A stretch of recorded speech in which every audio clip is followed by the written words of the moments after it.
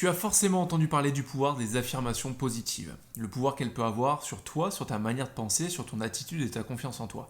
Mais il y a quelque chose qu'on t'a pas dit. Et ça, en fait, c'est ce qui me gêne le plus sur ce sujet. Je sais pas dans quoi je me lance en parlant des affirmations positives, parce que c'est un peu le truc développement personnel à la mort moelle qui est pas toujours bien perçu. Mais il faut savoir qu'il y a des fondamentaux. Et ces fondamentaux, on n'en parle pas. Souvent, on a cette image de l'affirmation positive où on va devoir se mettre devant une glace et se répéter qu'on est beau, qu'on est fort, qu'on est intelligent, qu'on va y arriver et que ça va marcher. Mais c'est pas vrai. Les affirmations positives, elles sont posées en fait sur 3 bases. Donc effectivement, il y a l'application verbale, où on va devoir se dire les choses, pas forcément à voix haute, mais ça peut être aussi dans la tête. C'est la première des bases, mais les 2 autres, on n'en parle absolument pas et c'est ce que je veux te révéler maintenant pour que tu puisses en fait faire des affirmations positives et améliorer ton état d'esprit de manière efficace sur des bases qui sont liées à l'hypnose, à la programmation neurolinguistique. Ce sont des choses qu'on utilise en préparation mentale et en coaching et qui sont extrêmement efficaces quand elles sont bien utilisées.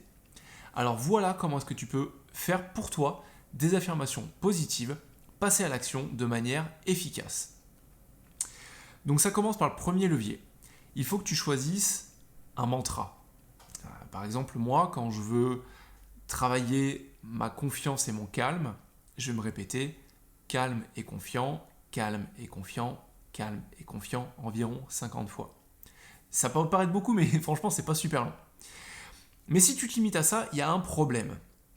Et c'est ce que tu vas lire dans les bouquins, c'est ce que tu vas lire dans les formations, c'est tout ce qu'on va t'apprendre, c'est qu'il faut simplement répéter, te regarder dans les yeux et te dire et y croire très fort.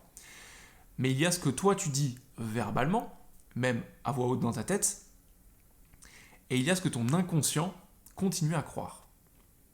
Et souvent, tu auras beau te dire que tu es calme et confiant, que tu es calme et fort, que tu es intelligent, tout ce que tu veux, quel que soit le mantra que tu cherches en fait, quel que soit le résultat que tu cherches à avoir à travers les affirmations. Tu auras beau utiliser à voix haute ces mots, mais si ton inconscient n'y croit pas, ça crée une tension interne. Et ton inconscient, il pèse à 70-80% dans la balance de tes comportements. Donc les 2 choses, les 2 autres leviers que tu as à ta disposition, en plus donc, de ce mantra que tu vas précieusement choisir, c'est ton ressenti. Ça, c'est le 2e levier. Il faut que tu ressentes ce que ça fait d'être calme et d'être confiant. Donc moi, ce que je te recommande, et on va aller un peu plus loin après, c'est effectivement, tu peux te mettre devant un miroir, au début pour commencer. Te regarder dans les yeux et te répéter quelques fois à voix haute. On va reprendre l'exemple, le mien, de calme et confiant. Te répéter à voix haute, calme et confiant. Je suis calme et confiant. Je suis calme et confiant. 3, 4, 5 fois. Fermez tes yeux. Continue à te le répéter mentalement. Et te concentrer sur l'émotion que ça procure. Pour toi, être calme et confiant, qu'est-ce que ça génère ? Quelle image ça génère en toi ? Regarde une image de toi, où tu es calme, où tu es confiant. Quels sont les détails ? Qu'est-ce que tu ressens ? Qu'est-ce que tu vois ? Qu'est-ce que tu entends ? Quelles sont tes sensations quand tu penses à ça ? Qu'est-ce que ça fait pour toi d'être calme et confiant ? Imagine ça un peu. Maintenant que tu l'as fait, éclaircis l'image, agrandis-la, accentue les couleurs. Ça, c'est la 2e étape.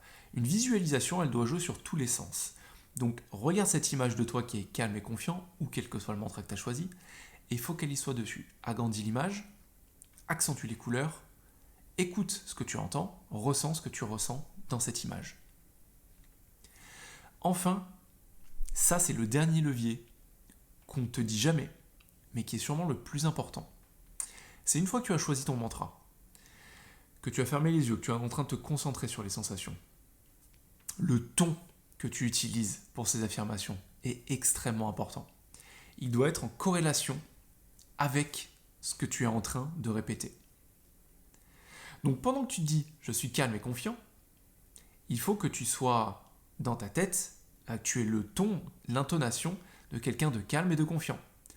Si dans ta tête tu essaies de visualiser ça et de te dire « je suis calme et confiant, je suis calme et confiant, je suis calme et confiant, je suis calme et confiant, je suis calme et confiant, je suis calme et confiant, je suis calme et confiant », tu es d'accord avec moi, ça ne marche pas.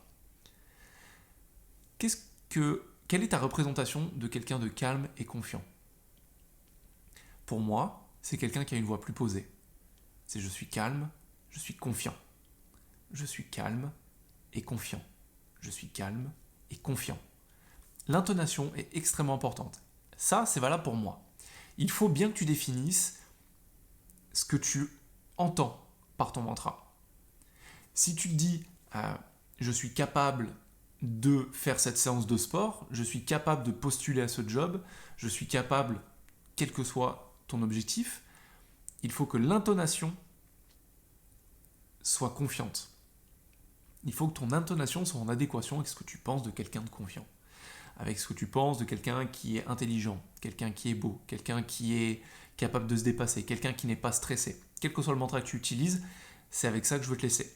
Il y a 3 leviers. Il y a le mantra que tu utilises, les mots doivent être extrêmement précis par rapport à ce que tu veux ressentir. Ton affirmation positive, ok. Qu'est-ce que tu veux générer à travers cette affirmation positive? Quel comportement tu as adopté? C'est le premier mot, enfin c'est le premier levier.